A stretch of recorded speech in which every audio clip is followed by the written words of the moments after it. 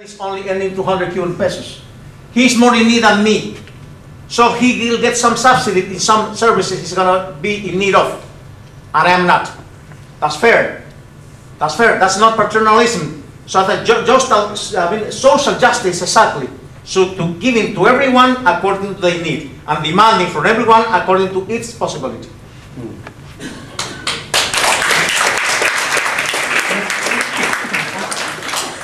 Firstly, I don't really have a problem with bureaucracy because I used to be a public service union organiser. And the other thing I like about this process, it's done through the trade unions in Cuba.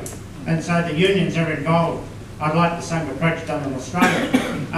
But my question is, and I mentioned today about the foreign correspondent program, and there was one of the people that was interviewed was, he used to work for the state and then set up selling DVDs in the street.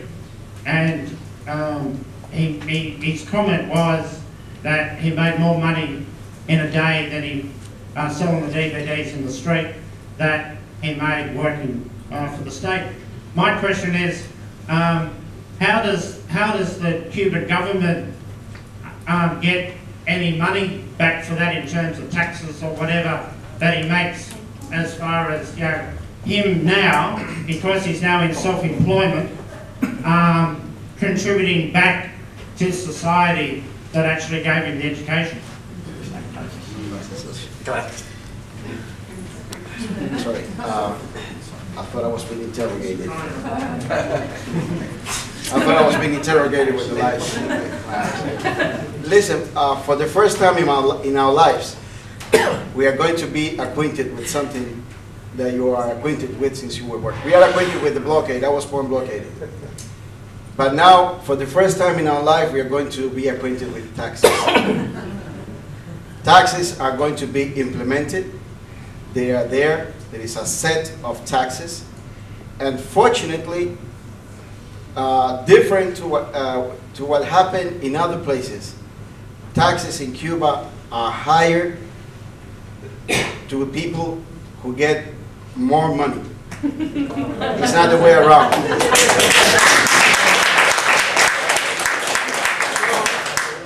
So the system is designed in a way that no one will get rich. The more you earn, the more you pay. So that we have as less as possible, and if possible, none social differences in Cuba. And it is important what Ezekiel just mentioned a while ago, subsidize people and not subsidize not only services but also products. All of you, or most of you, or probably the majority of you have already been to Cuba. And you know that we Cubans get 6 pounds of rice a month, 1 bread a day, half a pound of oil every month, and everybody pays the same amount of money for that amount of food stuff. It doesn't matter whether you make 3,000 or whether you make 200. So those who forgot to write somebody in the book of their house, who were making probably $400 a month, were getting the same products at the same price of an old man who was retired and only had the retirement that was paid by the government. Now Cuba cannot continue to do that. To subsidize people who make a lot of money in detriment of the state cannot be supported by any economy in the world.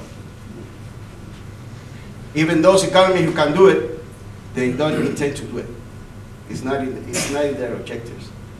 So what we're going to do is we're going to subsidize people who really need it. And those who make a lot of money will pay as much as they can for whatever they want to buy. Things will be equal for everybody. Those who get more money, but who will never be rich, still have to send their kids to the same school that I send my kids, even though I don't make much money. Education is equal for everybody. And those who make a lot of money will go to the same hospital I go, even though I don't make much money, because health will be equal for everybody.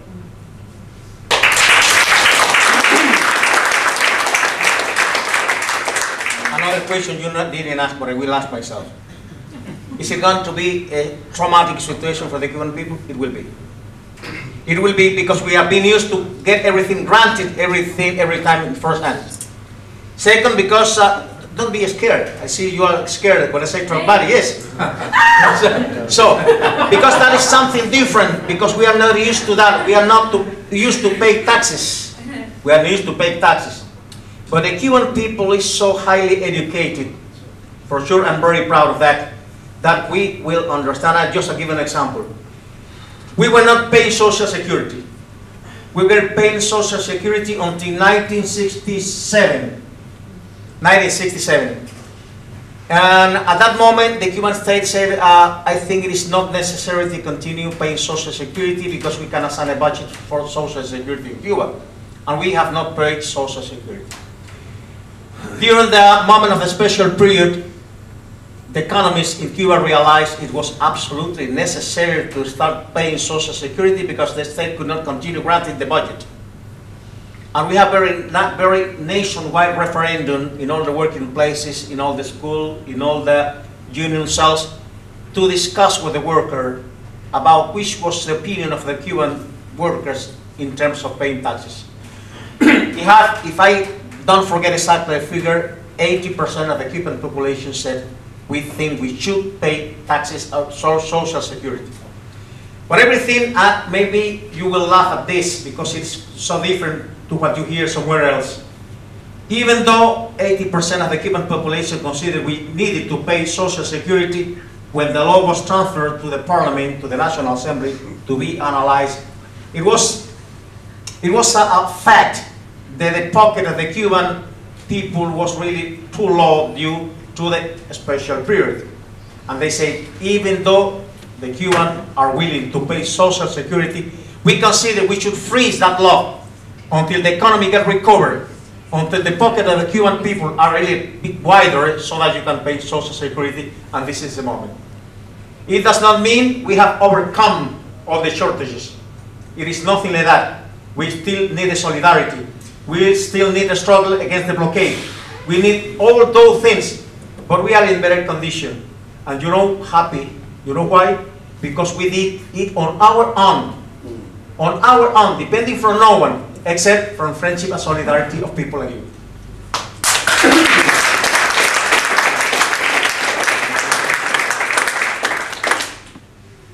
Hello, I'm Phil Bradley, and my question relates to proportion of salary and how people will be rewarded in the new system depending on their qualifications. You obviously indicated productivity is a really important issue, but if you say have a farmer doing 40 hours hard labouring work a week and another labourer compared to a technician, a say professional engineer, and then a manager who might be managing several of those people, and what sort of ratio is there in that differential between the top paid and the lower paid? And how do you deal with someone like a taxi driver, as we've sometimes heard are the most highly paid in Cuba because they often refuse to put their meters on? It's rather difficult just to answer the question because I'm not within the economy planning team in Cuba. But anyways, we will follow exactly the same principle I explained before. From everyone according to its capacity to everyone according to its job. So it depends how much productive I am in my new labor. I'll get the payment. But for you to know, those hand labor people earn higher salary than I do, that you got a university degree. So that's the good question, this good answer. So if the balance is dependent on what you are doing and what you are serving and providing to society with your labor. So it's not a question, of course, your qualification is very, very important, but not only that, also the role you are playing in society and the application of those knowledges you have for the, just to improve your economy or something like that. And needless to say, if you want to encourage people to do and go these jobs that nobody wants to do, like construction, agriculture, definitely you will think that if you pay more people will go. So it's obvious and, that whoever does those jobs in Cuba will get better salaries than if those of us who form part of bureaucracy. Now, in relation to taxi drivers, Hey, when I retire, I want to be a taxi driver. So be sure I get out here. Don't worry, don't worry. The meter's always broken. I tell you what, how it was. I was a transit driver. I had my month payment. The car belonged to the state. That is, it was bought by the state. The gasoline is paid by the state. The maintenance is paid by the state. The insurance is paid by the state. Why do I need to work? I can sit on my taxi the whole day and I get my salary at the end of the month. So when you come and tell a taxi driver in Cuba, are you, no, I'm not going there. No, no, no. No, that's not my route. I'm sorry, I'm sorry. It all depends if you pay them in foreign currency. So we have to solve that problem because those of us who don't have hard currency also want to get taxes. We also want to move around in taxes. And we thought it was important that whatever money we have, which is a Cuban peso, has also a certain value, and we can also make use of the taxes. So now, we tell the taxi driver, remember your monthly salary? It's gone. Remember the taxi belongs to the state? Now you lease it. Remember, we pay for the gasoline? You pay for the gasoline. Remember, we pay for the maintenance? You pay for the maintenance.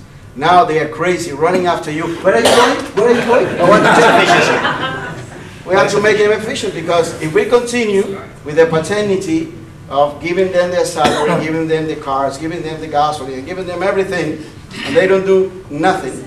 I'm sorry for my English. They just do nothing. I mean, there's no way. We could never have taxes in Cuba. Only for those of you who pay in hard currency. And we want to be hospitable. We want you to come to Cuba. We want to offer the best of our hospitality. But please, we also want to make use of the taxes. So. I know this man. I know this man. We have been in the brigade. I know the sense of the questions anyway. But for you to think something, some of you have been in Cuba and just working with the brigade, and you have been visiting what we call organoponic, I mean green products with their urban agriculture, right? Remember that? Yes, very important. Those people earn 3 times or 4 times the salary I earn per month. So it means that it's the importance of the incentive of the role of production and work to the Cuban workers. And it doesn't mean that what I'm not doing in here is not important or productive, right? We need to do more of that in Australia, right? Check down. Is that working? I just wanted to get back to how you started about the historic moment and bring the world and ask you to bring the world into it a little bit more, because to me, I agree that making big changes to increase productivity is really necessary to maintain the revolution. But I think that you have to start with the world economic process and the deep impact this has had on Cuba. One thing that struck me is when you explained that everybody has access to equal education and equal health care. I thought that was a good way to say it. Too often we say things like free health care and free education, which I think is really incorrect, because in order to maintain those systems, you have to have the productivity and the income.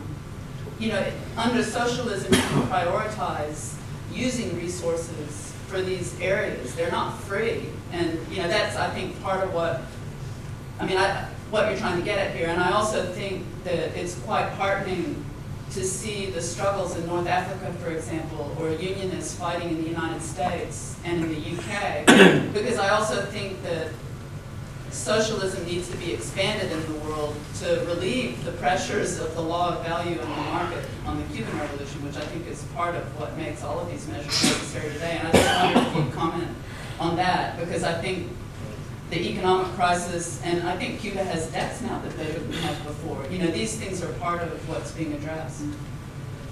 You are right. In Cuba, even though I still consider saying we have free education, I still continue using exactly that term. But we have had a slogan in Cuba at present: education is free, but it costs. The question is that we, as Cuban, as a father, or any as a mother, do not have that burden in mind, that if I don't have the money, my son or my girl cannot go to school. Same with medicine. We have got free medicine, but it costs. So there is not any formula, so because up to now I don't know, money just rose up in the freeway, pick it up just to have the money. So it is necessary a source of income. So it's necessary an income, a certain amount of money, which goes back to continue, listen to this, to continue being reused in society. So what is the difference, going back to taxes, to what you said? We are sure we have to pay taxes, but you know what makes us happy? That we know those taxes we are supposed to pay in one way or another, go back to the people in the way, in services, in health, in education, and any other of the social achievement. And we are right, Cuba is not isolated just in a protected area. We are also part of the world. And the world has had a big impact in terms of economy in any part. So what makes us stronger is that we do not depend on any international organization who have to do with financial things. That's the only thing that really make us really stronger and happy.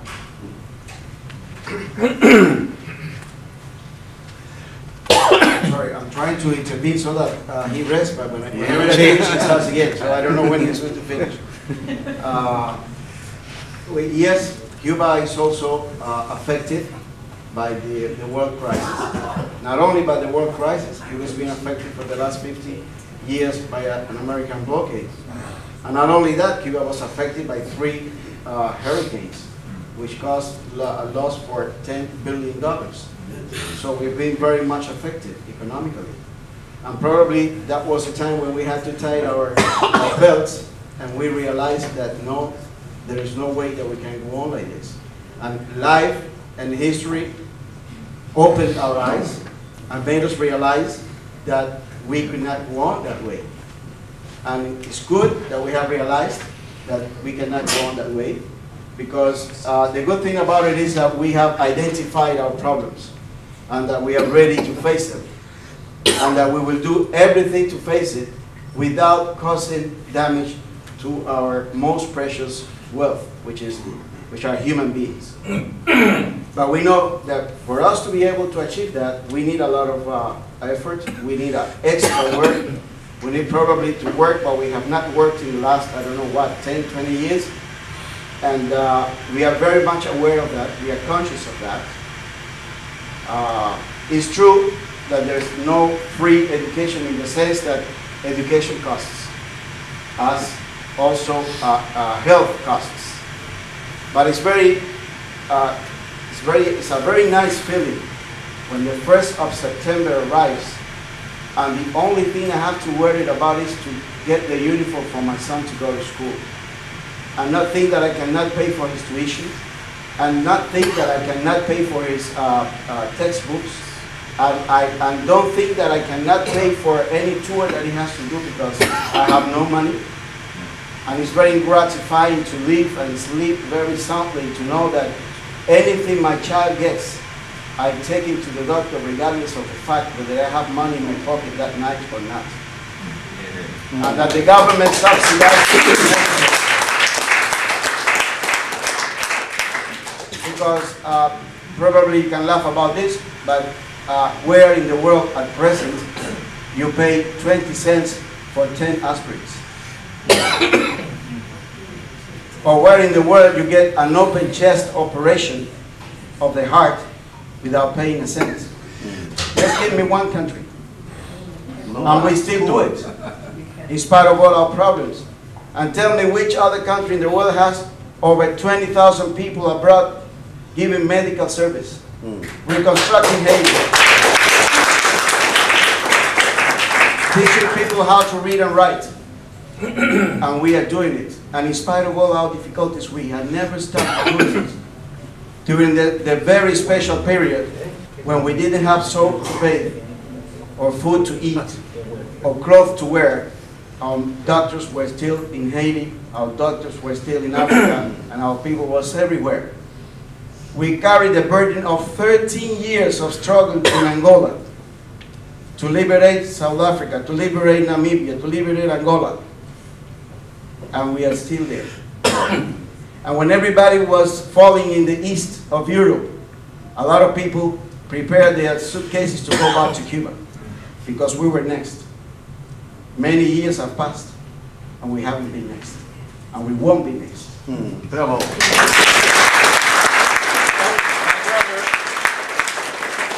My brother has provided me a hint just to present these a couple of slides because of two reasons. If I don't present, someone will hang me up because they just demanded me to present these couple of slides. And second, because it was rather difficult for me to prepare that, I want to show it to you anyway. Only two. Okay, and I might interrupt and say that after that we've got one more question because I'm on strict time frame for 9 o'clock to enjoy and have party after that. See, so comparing, literacy. And also you came up and told me how tired you were. You know? I'm so happy you're just pushing me. So listen, illiteracy. Cuba, free territory of literacy in 1961. No. Venezuela, free territory of literacy in the year 2005. Bolivia, same, 2008. Nicaragua, 2009. Dominica, still 88% of illiteracy. But look at this. Concerning literacy campaign, Yes I Can. 3.8 million people have been taught how to read and write until the year 2009 in all those countries you're looking in there. Maybe you see New Zealand, maybe you see Canada, some really first world country in there. Isn't it a proof what you were asking before? And another one. Young people taking medicine studies in Cuba in the course 2009-2010. 10,000 students coming from 35 different countries. Graduated until the academic course 2007-2008. 7,250 from 45 different countries. It says 2,000 people has just graduated from any career. They are also going a second specialty in Cuba. 260 has been joining the Cuban medical teams in Haiti in the case of the earthquake we had in there. So are those achievements? Yes. So that's the one we want to continue granting even with those economic reforms. It was his question. Was it your question?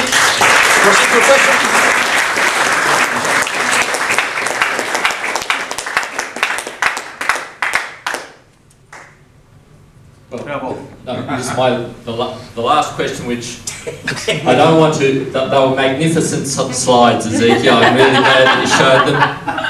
And I want to get back to the question of the taxi driver question, which is probably not the definitive question to finish on. But I'll drive with you. Good, excellent. But it's about the wage rate. Several times in the discussion you talked about the differentials in wages, in incomes for people, and people obviously choose their profession not just because of the wage that they like to get, but because of the value that they see their work contributing to the society. But nevertheless, it is a sore point if people are tempted to become doctors, are tempted to become taxi drivers. I don't know how often that happens, but I'm just wondering, as part of this reordering of the Cuban economy, where the issue of wage rates figures in that. How is that going to? Is that part of the reordering that there's going to be a re-examination of salaries and wages in Cuba? Yeah, look, in our in our imperfections. You know, to be perfect is very boring, but we are very much entertained. We are very perfect.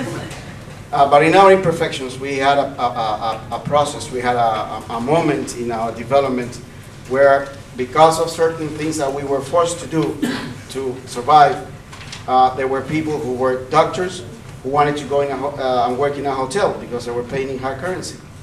Or there were people who were doctors and they wanted to be taxi drivers. Or they could be doctors in the morning and taxi driver in the evening. Because people wanted, they needed money. There was a moment when we really, that was a problem. It is a problem at present, which we are trying to solve. And I'm sure that measures are being taken to prevent that from happening. We have even gone to the extent of approving careers at the university which are relevant and which we know are the ones we need to cover the necessities that the country has. This probably has to do with our round planning that somebody mentioned some while ago.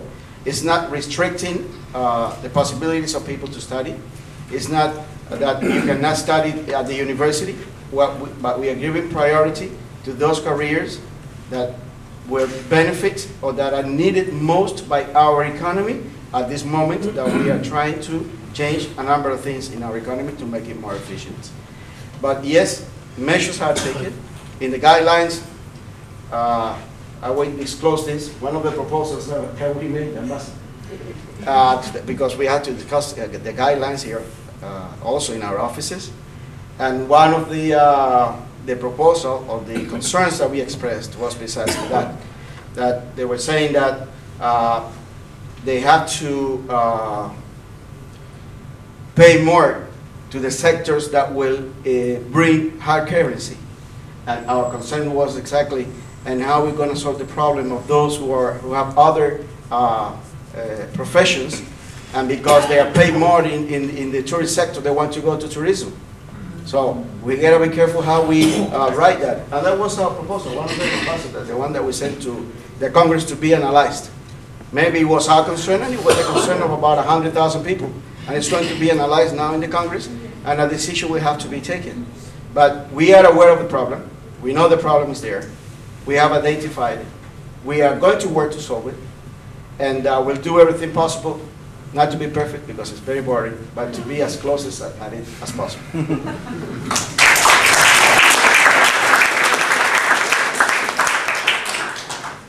Something very brief. And I think you said when you made the question, they have been working for many years. But in spite of that, there is a lot of people trying to study medicine. You know, there is something that is linked with values and culture and way of realization of your own, you know, interest that goes beyond the problem of the money. Of course, we have to take into account the role of the money, but there is something in Cuban values education that would protect us for the excess of influence of money in our behavior in the future. Then well, as I told you, we have a lot of doctors, and they, for only, you know, nothing, they go to anywhere in the world and they're working in very bad condition, despite the fact that they could be a taxist. For instance, I would get a lot of money if I do something different from what I'm doing now, or for what I'm going to be supposed to do when I return to Cuba. But I cannot. There is something inside me that tells me I don't want to work as a private guy or getting, you know, a lot of money because of promoting certain kind of activity or selling hamburger or whatever. I cannot do it. I cannot. It's something that is beyond my interests.